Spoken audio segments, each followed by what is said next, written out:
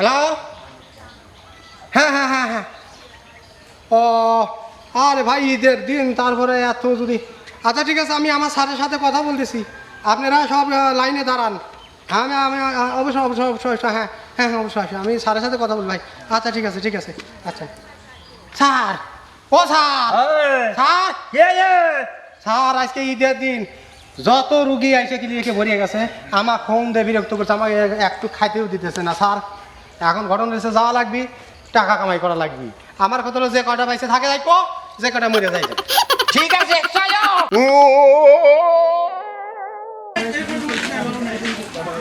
Doctor করে মারা গেল হোসেন না। সাহেব, এখানে রাখো। হ্যাঁ স্যার, রোগী কি সমস্যা শোনো তো। অবশ্যই স্যার।